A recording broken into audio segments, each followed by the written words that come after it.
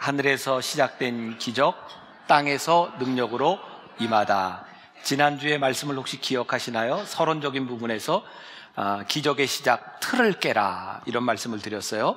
오늘 이 기적의 말씀은 예수님께서 가나에서 포도주가 떨어졌을 때 물을 포도주로 바꾸신 그런 이야기입니다. 기적은 우리의 상식의 틀을 깨는 일입니다. 여러분들, 기적에 대한 말씀을 들을 때 내가 깨져야 될 부분들이 무엇이고 어떻게 우리들이 기적을 경험할 수 있는가. 오늘 서론적으로 제가 이야기를 하나 하려고 하는데, 딕 포스벨이라고 하는 높이뛰기 선수가 있었습니다. 그 사람이요, 훈련을 하다가 어느 날 운동장 옆에 수영장에를 가게 되었어요. 수영장에 가서 그 다이빙하는 선수들 연습하는 걸 보게 되었는데, 다이빙 여러분들 뒤로 이렇게 뛰는 거 있죠. 그걸 보면서 딕 포스벨이라고 하는 사람이 높이뛰기도 저렇게 뛰면 어떨까 해서 처음으로 높이뛰기를, 저게 배면뛰기라고 해요. 저런 방식으로 시도를 합니다. 그 당시까지 높이뛰기의 인간의 최고 한계는 2m라고 생각하던 때입니다. 아무도 2m를 넘은 사람이 없습니다. 근데 딕 포스벨이가 배면뛰기 방식으로 이렇게 하늘을 바라보며 넘었을 때 그가 2m를 훌쩍 넘었고요. 1976년 멕시코 올림픽에서 세계 기록을 세우고 금메달을 땁니다. 지금 이제 높이뛰기는 저 배면뛰기 방식으로 3m에 도전하고 있습니다. 제가 말씀을 준비하며 보았던 예화 가운데 하나였어요. 땅을 보며 넘던 틀을 바꿔서 하늘을 보고 올라갔을 때의 한계를 뛰어넘는 일들. 어쩌면 우리들이 이 경험하는, 우리들이 말씀을 배우며 깨닫게 되는 기적의 이야기들은 우리의 틀을 뛰어넘는 그런 일들이 아닐까. 오늘 본문 말씀은 사흘째 되던 날이라고 하는 말로 시작이 되고 있습니다. 사흘째 되던 날이 언제인가? 오늘 이 말씀은 요한복음 2장에 있습니다. 근데 바로 요한복음 2장 전에 어떤 일이 있었냐면, 요한복음 1장 43절 이하에 보면 예수님의 제자였던 빌립이 그의 친구 나다나엘을 예수님께 데려옵니다. 그 나다나엘을 데리고 온 이유는 이분이 메시아다, 그렇게 이야기를 하는데, 나다나엘이 1장 46절에서 이렇게 말해요. 나다나엘이 이르되 나사렛에서 무슨 선한 것이 날 수 있느냐. 예수님을 인정하지 않는 거죠. 그때 예수님께서 50절 51절에서 이렇게 말씀합니다. 예수께서 대답하여 이르시되 내가 너를 무화과 나무 아래에서 보았다 함으로 믿느냐? 이보다 더 큰 일을 보리라. 또 이르시되 진실로 진실로 너희에게 이르노니 하늘이 열리고 하나님의 사자들이 인자 위에 오르락 내리락 하는 것을 보리라 하시니라.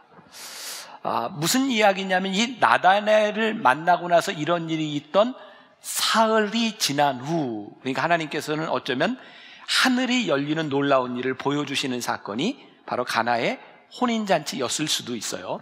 또 하나의 이야기는 사흘 되던 날, 사흘째 되던 날이라고 하는 건 이스라엘 사람들이 사용하는 방식인데요. 그들은 날짜를 계산할 때 안식 후 몇째 날로 계산합니다. 그러니까 안식일이 지나고 사흘째 되던 어느 화요일이었을지도 모릅니다. 뭔지 모르겠어요. 그런데 분명한 것은 이 날이 특별한 날이 아니었다는 거예요. 안식일이 지났던 무슨 날이든 그날은 특별한 날이 아니었는데, 이 기적이 일어난 장소도 어떤 특별한 장소가 아니에요. 우리들이 일상에서 경험할 수 있는 결혼식이 열리던 잔치집에서 일어난 날이었어요. 자, 기적은 평범한 날, 평범한 장소에서 하나님께서 일으키실 때 그 평범한 시간과 장소가 거룩하게 구별되는 것이기도 합니다. 이 시간을 이야기하는 두 가지 방식이 있죠. 신앙생활을 오래 한 분들은 들어보셨을 거예요. 우리가 연대기적인 시간이라고 말하는 것이 있어요. 몇 년, 하루 이틀 사흘 나흘, 이거를 크로노스의 시간이라고 이야기합니다. 근데 성경은 우리 인간들에게 크로노스의 시간이 아니라 카이로스의 시간이 있다고 말을 합니다. 그것은 의미 있는 시간이에요. 우리의 인생이 연대기적으로 쫙 흘러가는데 놀라운 하나님과의 만남의 시간, 그것이 우리의 삶을 의미 있게 바꿔줍니다. 기적은 우리의 일상의 시간을 의미 있는 시간으로 바꿔주는 하나님의 시간과 하나님의 장소를 만나는 것이기도 해요. 제가 말씀을 준비하다 보았던 재밌는 얘기입니다. 재밌는 얘기예요. 재밌게 들으세요. 심각하게 듣지 마시고. 어떤 가정에 이제 첫 아이를 출산할 때가 되었어요. 아내가 갑자기 배가 아프다고 해서 남편이 아내를 데리고 산부인과를 찾아갔습니다. 산부인과에 들어가 진찰실에 들어가 있는 아내를 안에 놔두고 남편이 초조하게 기다립니다. 마침내 진찰실 문이 열리고 의사가 걸어 나옵니다. 남편이 다급하게 물었습니다. 아들입니까? 딸입니까? 의사가 대답합니다. 배탈입니다. 배 아프다고 다 아기가 나오는 건 아닙니다. 이렇게 이야기를 했어요. 배가 아프지만 배가 불렀지만 때가 돼야 나오는 겁니다. 때로는 기다려야 되는 시간들이 있어요.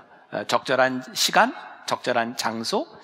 저는 기적은요, 우리들이 바라는 것이기는 하지만 놀라운 하나님의 은혜를 통해서 우리들에게 만남을 가지는 시간입니다. 자, 요한복음 3장에 보면, 지금은 요한복음 2장의 기적의 사건이고요. 요한복음 3장에 보면 예수님께서 니고데모라고 하는 사람을 만나는 장면이 나옵니다. 제가 지금 이야기하는 게 1장, 2장, 3장 막 헷갈리는 분은 집에 가서 성경을 읽어야 되겠다 이런 마음이 드시죠. 보시면 이렇게 쭉 연결이 됩니다. 3장에 니고데모를 만나시는데, 니고데모라고 하는 사람이 예수님께 나와서 내가 어떻게 해야 구원을 받겠습니까? 그랬더니 예수님이 네가 물과 성령으로 거듭나지 아니하면 하나님 나라에 들어갈 수 없느니라 라고 말씀하세요. 그리고 유명한 요한복음 3장 16절 말씀이 나오죠. 하나님이 세상을 이처럼 사랑하사. 자, 지난주에 서론 부분으로 얘기할 때 여러분들이 기억하시는지 모르겠습니다. 기적은 요한복음에서 7개가 나오는데 예수님의 기적 사건 이후에 예수님이 꼭 말씀을 하세요.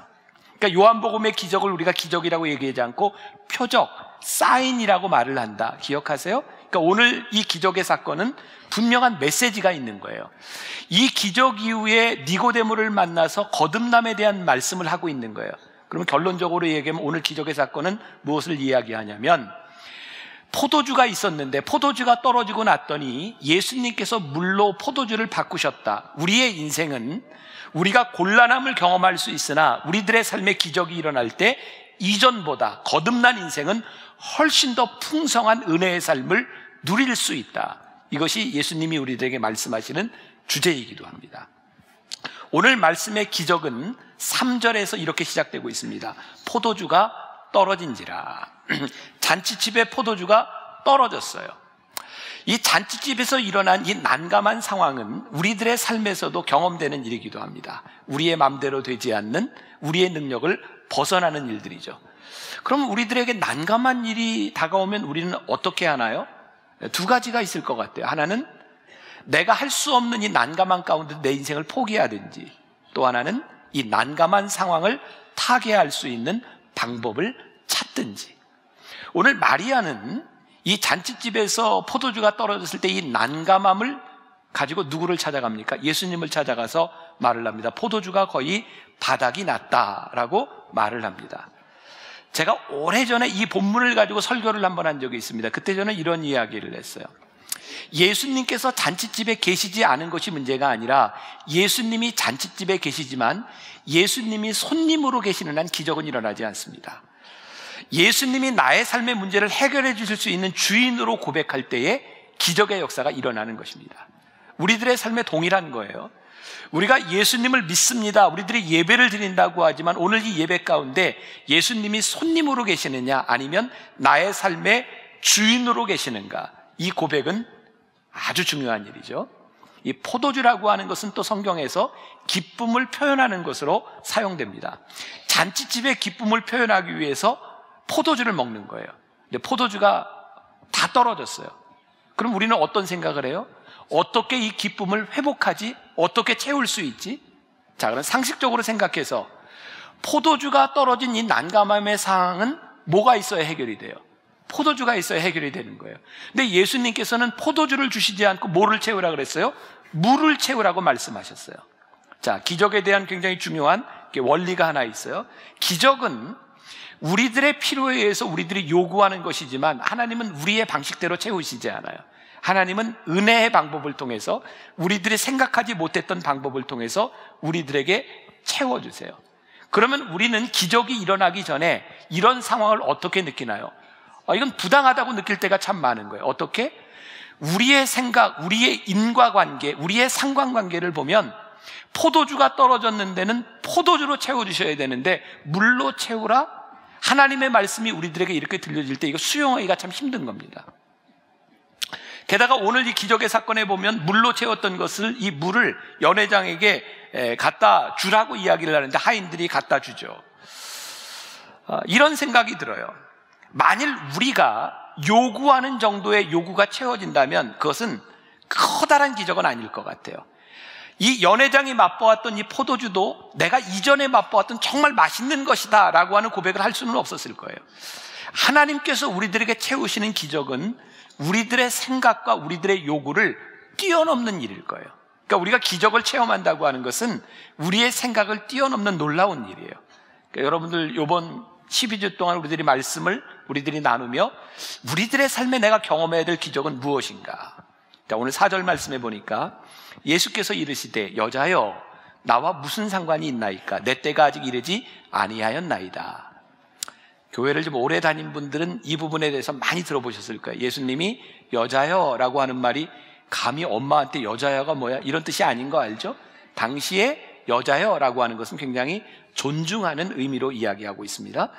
예수님께서 여자여 이게 나와 무슨 상관이 있습니까? 이 말이 맞아요? 틀려요? 맞아요. 잔치집에 예수님은 손님으로 와 계세요. 그 예수님과 직접 관계된 것도 아니고 어머니 마리아와 관계된 사람의 집에 예수님이 와 계세요. 그럼 이 잔치집에 포도주가 떨어진 것은 예수님과 상관 있는 부분이 아니에요. 모든 기적은요, 나의 문제에서 시작되는 거예요. 예수님의 문제가 아니에요. 나와 무슨 상관이 있습니까? 어머니 이것은 내가 관여할 일이 아닙니다. 나를 재촉하지 마십시오. 그랬는데 마리아가 예수님께 도와달라고 이야기하는 거죠. 기적에는 이런 공식이 성립할 것 같아요. 기적의 시작은 우리 인간들이 가지고 있는 난감한 문제에서 출발하고 예수님과 상관없는 문제지만 예수님께서 무언가를 시작하시는 거예요. 예수님의 필요가 아니라 우리의 인생의 난감함과 필요 가운데 우리들이 나아갈 때에 상관없으신 예수님이 우리들의 삶에 상관하시는 거예요. 일하시기 시작하시는 거예요. 자, 그래서 우리는 이런 결론을 내릴 수 있어요. 기적에 관한 한 모든 주권은 예수님에게 있다. 문제는 우리들에게 있지만 그 기적을 행하시는 주권은 예수님께 있다. 자, 여기에서부터 기적의 공식이 시작되는 거죠. 오늘 5절 말씀에 그의 어머니가 하인들에게 이르되 너희에게 무슨 말씀을 하시든지 그대로 하라고 이야기를 합니다. 기적이 일어나기 위해서는 예수님의 명령을 들어야 되는 거예요. 자, 여기에서 우리의 문제가 생겨요. 우리들의 문제는 있는데 우리들이 난감한 문제를 가지고 주님께 나아가는데 우리들이 어떻게 주님의 명령을 듣냐 이거예요. 하인들이 주님의 명령을 들었기 때문에 순종하든 하지 않든 이런 일들이 일어날 수 있는데 우리는 어떻게 주님의 음성을 듣는가? 오늘 저는 다른 때보다 좀 일찍 일어났어요. 그래서 이제 어머니 기도실에 가서 이 말씀을 붙들고 이렇게 제가 읽고 또 기도하는 중에 하나님, 이 기적의 이야기들이 우리 성도들에게 공허하지 않도록 도와주세요. 공허하지 않으려면 이 기적에 대한 말씀을 들으며 우리들의 인생의 난감한 문제들을 놓고 우리들이 하나님의 음성을 들어야 되는데 우리들이 기도하지 않고 하나님의 말씀을 보지 않고 어떻게 하나님의 음성을 들을 수 있겠습니까? 놀라운 일은요, 우리들이 기도하고 하나님의 말씀을 들을 때에 하나님이 해결하시는 방법과 명령들이 우리들이 생각하는 상관관계, 인간관계로 풀어주시지 않는다는 거예요. 하나님의 말씀은 우리들에게 정말 황당하게 들릴 때가 있어요. 하나님의 말씀이 우리들에게 들려질 때 하나님, 이 상황에서는 도대체 맞지 않습니다라는 일이 일어날 수 있어요. 그런데 문제는 하나님께서 우리들에게 기도 가운데 말씀 가운데 명확하게 말씀하실 때 그것은 우리의 상관관계에 대한 부분이 아니라 하나님의 주권에 대한 문제라는 거예요. 그래서 하나님이 주도적으로 이 일을 행하시려고 할 때 우리들이 순종하느냐 순종하지 않느냐에 대한 부분이죠. 포도주가 떨어진 것과 물 항아리와 무슨 상관이 있겠습니까? 포도주가 떨어져 있는데 이 물 항아리에 물을 채우라고 하는 것은 우리들이 원하는 일과 상관이 없는 것이 아닙니까? 예수님의 명령이 불합리하게 보이는 순간이죠. 우리들이 신앙생활하면서 참 많이 느끼지 않아요? 하나님의 말씀이 참 불합리합니다. 이런 세상을 살아가는 포스트 모던을 살아가는 우리들에게 하나님의 말씀이 참 불합리합니다. 그런데 하나님은 그 말씀을 통해서 우리들에게 일하시는 분이죠.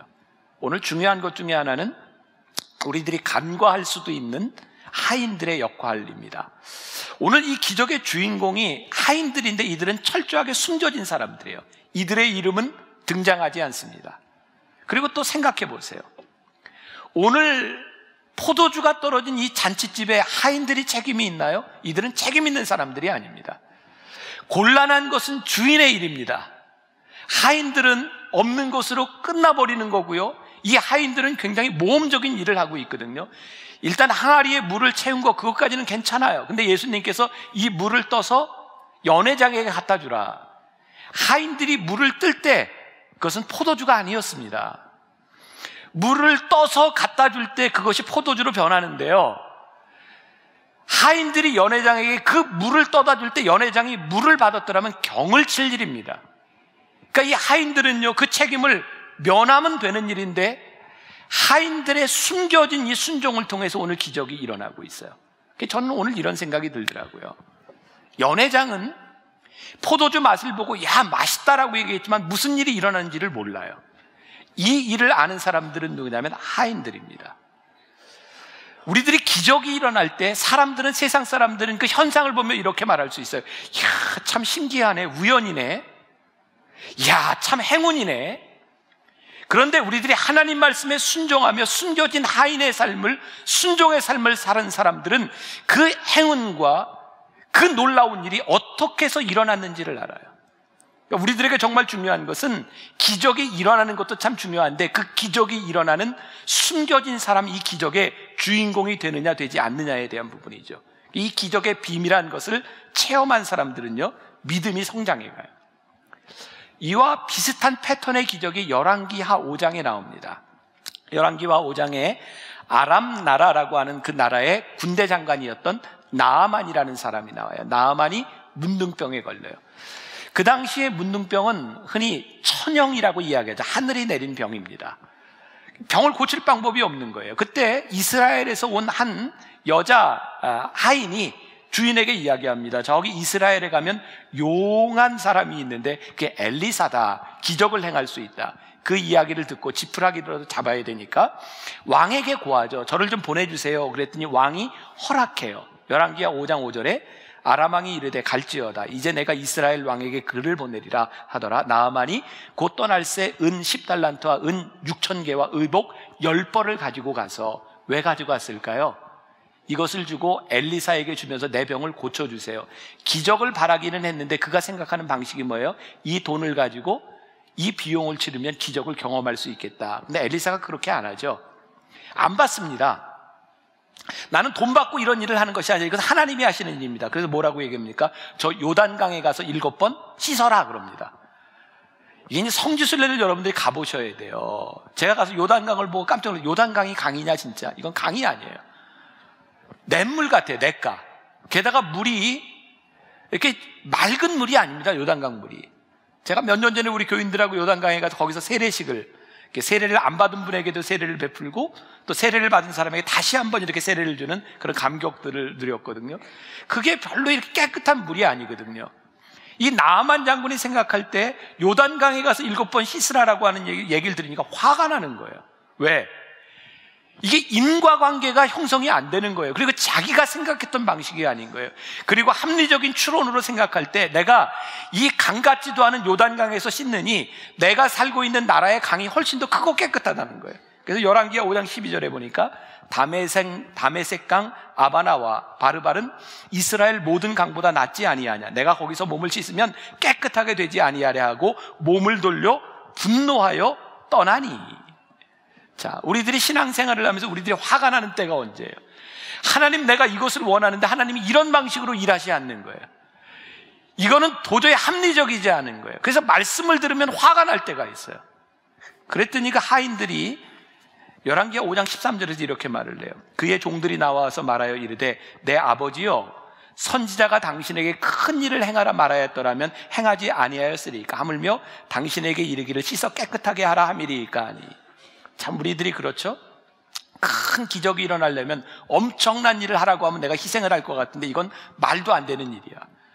포도주가 떨어졌는데 항아리에 물을 채우래. 말도 안 되는 일이야. 문둥병에 걸렸는데 요단강에서 7번 씻으래. 말도 안 되는 일이야. 우리가 깨닫게 되는 일이 있죠. 기적의 주권이, 기적을 행하시는 일이 주님이신데, 하나님이신데, 문제는 이 주권에 순종하지 않으면 어떤 기적도 일어나지 않는다는 거예요.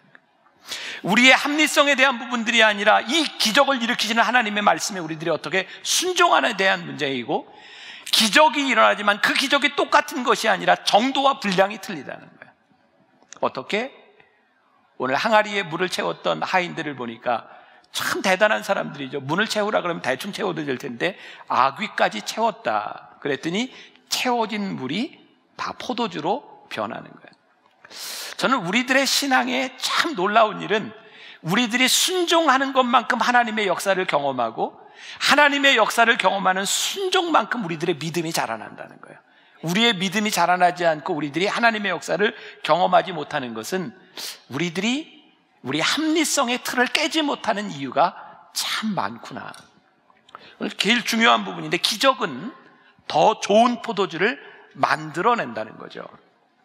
오늘 나다나엘을 통해서, 니고데모를 통해서 거듭남에 대한 말씀을 하고 있는데요, 중요한 것은 이 포도주를 통해서 예수님께서 하시는 말씀이, 내가 거듭나지 아니하면, 물과 성령으로 거듭나지 않으면 하늘나라에 갈 수 없느니라. 그것은 좋은 포도주라는 거예요. 우리들의 삶에 기적이 일어나는 것, 우리의 인생의 후반부, 하나님의 역사가 우리들 가운데 일어날 때 우리의 인생은 더 좋은 포도주가 돼요. 혹시 여러분들 가운데 모르겠어요, 내 인생이 망가졌어, 내가 최선을 다해서 해봤지만 더 이상 안 돼, 내가 내 삶의 방식으로는 더 이상 내 삶이 워킹하지 않아 라고 생각하는 분이 있을지 몰라요. 근데 중요한 것은 하나님께서 우리의 인생을 더 좋은 포도주로 바꾸어 주신다는 거예요. 오늘 우리들에게 이 믿음이 있을 때 우리들의 삶을 하나님 앞에 순종할 수 있어요. 연회장은 이 비밀을 몰라요. 우리가 거듭난 사람, 하나님 앞에 새로운 사람이 되면요, 기뻐요. 세상 사람들은 우리들이 왜 기뻐하는지 몰라요. 근데 우리는 알아요. 그리고 그 기쁨을 우리들이 함께 누릴 수 있어요. 우리가 믿음의 조상이라고 이야기하는 아브라함이 있습니다. 아브라함의 삶을 보세요. 하나님께서 아브라함을 택하셨지만 그가 처음부터 믿음이 있는 믿음의 조상이 아니었어요. 작은 것에서부터 하나님께서 그에게 순종하는 것을 가르치죠. 참 놀라운 일은 그가 순종했을 때마다 하나님을 점점 더 알아가고, 그가 순종했을 때마다 더 큰 순종과 믿음으로 나아가요. 아브라함에게 있어서 가장 어려웠던 순종의 순간이 언제였을까요? 창세기 22장에 보면 그의 아들 이삭을 제물로 바치라는 거였어요. 22장 1절에 보면 하나님이 아브라함을 시험하시려고 이삭을 바치라 그래요. 근데 생각해 봅시다. 하나님께서 아브라함에게 약속해 주신 게 뭐예요? 내가 너로 하여금 큰 민족을 이루겠다. 하늘의 별처럼 바다의 모래알처럼. 근데 하나님께서 유일하게 그 자손으로 이삭을 주셨어요. 그럼 아브라함이 생각할 수 있는 추론이 가능한 거죠. 하나님의 약속은 이 아들 이삭을 통해서밖에 이어질 수 없는 거예요.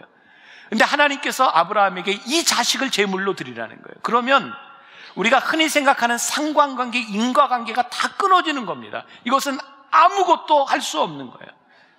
아브라함이 하나님 앞에 순종한다고 하는 것이 얼마나 힘든 일이었을까. 하나님의 음성을 들었지만, 하나님의 말씀이 분명하지만 내 합리성으로 이해되지 않는 것에 순종하는 것이 얼마나 힘들었을까. 근데 아브라함이 하나님 앞에 순종했을 때 하나님은 기적을 만들고 계셨어요. 어떤 기적?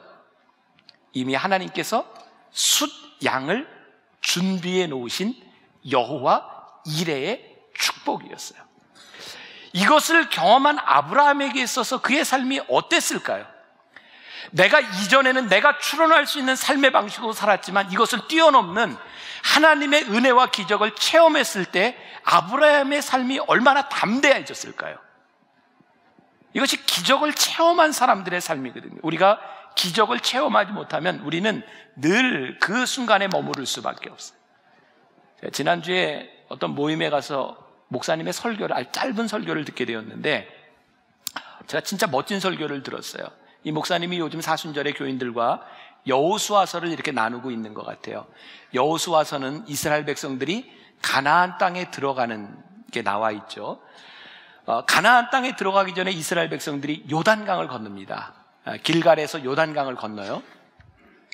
요단강을 건널 때 하나님의 말씀에 의지해서 요단강에 발을 디뎠을 때 요단강이 갈라집니다. 그렇죠? 요단강이 갈라져서 가나안 땅으로 들어가요. 이 목사님이 이런 이야기를 하죠. 이스라엘 백성들이 처음 출애굽해서 나올 때 그들이 만났던 것은 홍해였고, 모세가 지팡이를 들었을 때 홍해가 쫙 갈라져서 그들이 출애굽해서 가나안을 향해 갑니다. 근데 우리들이 간과하는 게 있다. 하나님께서 요단강을 가르시고 홍해를 가르신 것에 우리들이 집중하는데, 성경에 보면 홍해를 가르신 다음에 다시 홍해가 합쳐져서 막히는 것이 있다. 요단강을 가르신 후에 그들이 건너가고 난 후에 다시 요단강이 합쳐진다. 근데 우리들은 그것을 간과한다는 거예요. 하나님께서 우리들에게 새로운 미래를 여실 때 우리들에게 한 가지 분명하게 하시는 것이 있는데, 과거를 닫으신다는 거예요. 과거를 단절시키신다는 거예요. 우리들의 삶에 놀라운 기적이 일어나는 이 거듭남은 무엇을 의미하는가? 우리들에게 새로운 미래를 열어주실 뿐만 아니라 과거를 닫으시는 거예요. 하나님의 기적을 경험하게 되었을 때 우리들의 삶에서 일어나는 일은 과거의 단절이고 새로운 포도주를 맛보는 일이에요. 아주 굉장한 일 아닌가요? 우리들의 삶에 새로운 삶을 경험하고 새로운 삶을 기대하는 것. 오늘 기적의 주인공, 숨겨진 종들, 하인들, 제가 말씀을 준비하면서 읽었던 어떤 이야기인데, 김운용이라고 하는 교수님이 아마 신학교 교수님인 것 같아요. 그분의 이 칼럼에 나오는 이야기예요.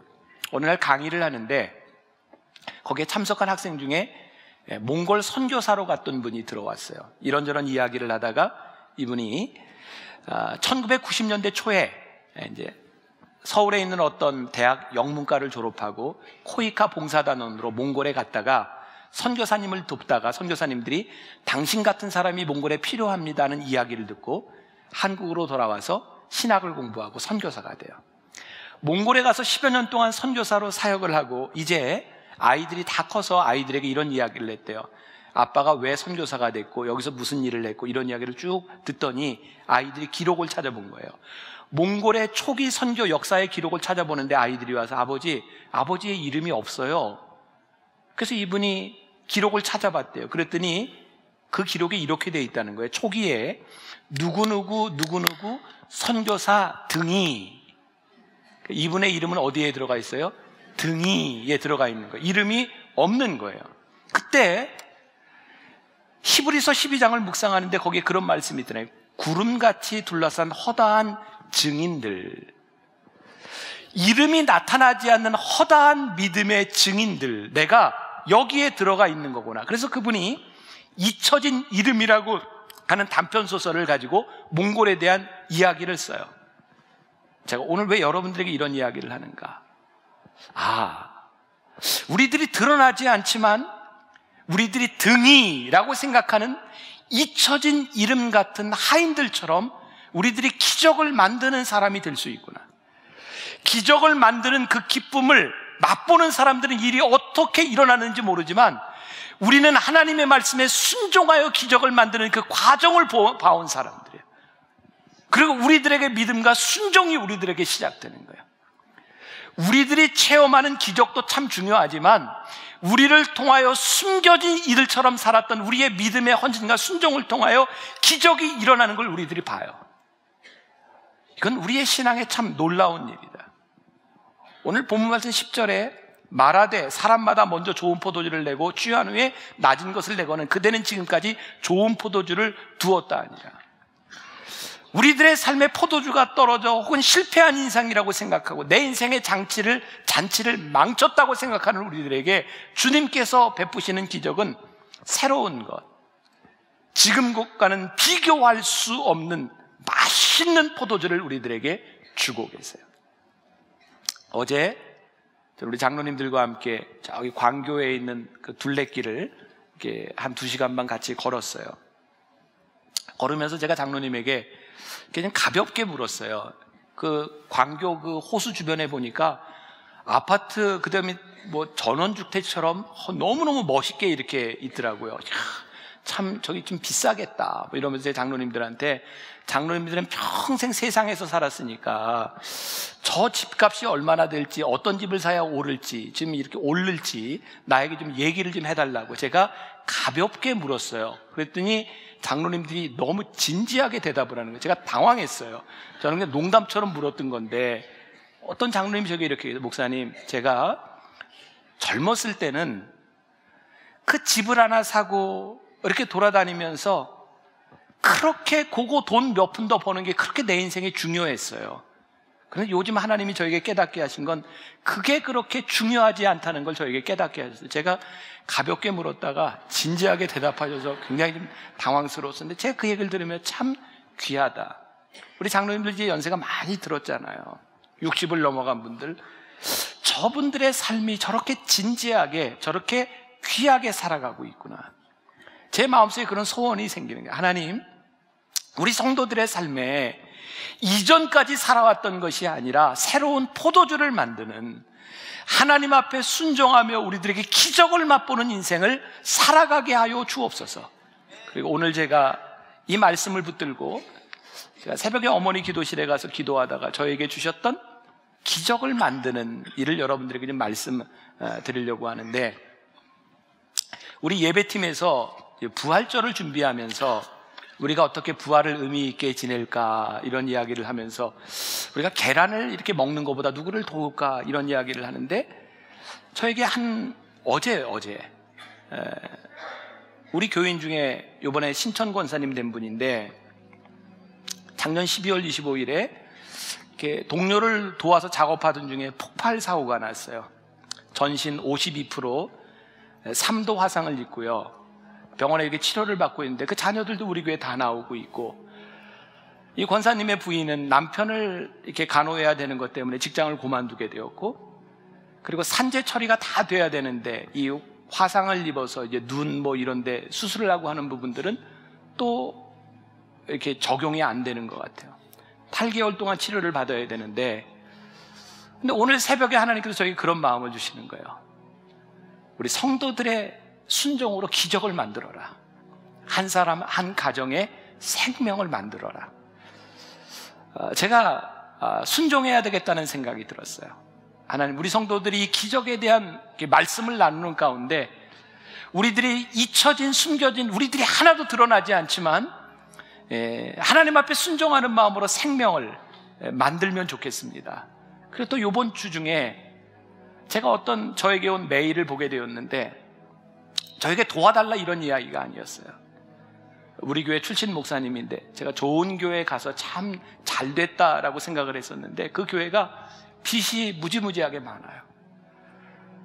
그래서 잘 갔다고 생각했는데 저한테 한 번도 이야기를 안 해서 제가 그렇게 어려운 줄 몰랐는데, 몇 달 동안 월급도 받지 못하고, 그리고 그 규모가 있는 그 큰 교회인데 목사님이 타고 다닐 차도 없어서 버스 타고 다니면서 신방을 하고, 제가 우리 부목사님들을 그렇게 가르쳤거든요. 제가 배운 것처럼 우리 목회자는 아무리 어려워도 모래바닥에 코를 쳐박고 죽어도 교인들한테 돈 없다는 얘기 하는 거 아니야. 그 목회자의 자존심이야.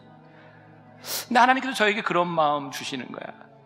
너희 만나교회 성도들이 그 목사의 구겨진 자존심을 좀 세워줘라.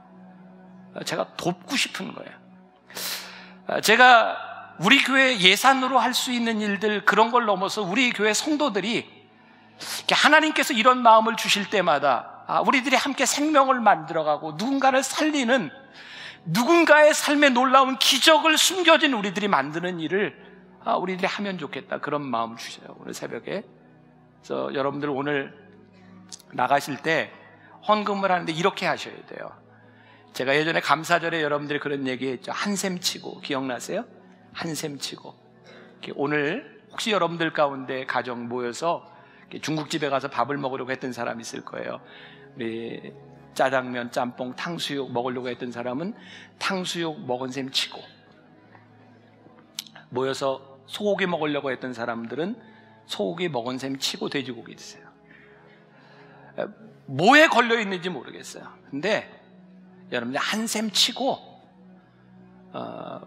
오늘 우리들에게 주신 아무도 모르는 기적을 우리들이 함께 좀 만들어가면 좋겠다. 그래서 나가실 때 여러분들이 이렇게 헌금하고 가시는데 2부, 1부 때 제가 너무너무 감격스러운 거예요. 사람들이 나가는데 예전 같으면 금방 빠져나가는데 잘 못 빠져나가요. 왜? 헌금함이 몇 개 안 돼요. 거기 넣고 나가려고. 그런 거 보면서 참, 내가 목사로서 너무 기쁘고 감사하다. 모르겠어요. 이번 기적을 우리들이 말씀을 나누는 중에 누군가에게 어떤 기적을 또 만들어 주시고, 또 만나교회 목회를 하고 우리들이 예배에 이렇게 참석하면서 매 시간마다 우리들에게 주시는 하나님의 마음들, 우리의 합리성에 대한 것이 아니라 하나님이 주시는 마음으로 우리들이 만들어갈 수 있는 기적들. 제가 다음 주에 놀라운 기적을 여러분들에게 이렇게 이야기하고 또 기적의 말씀을 시작하면 좋겠다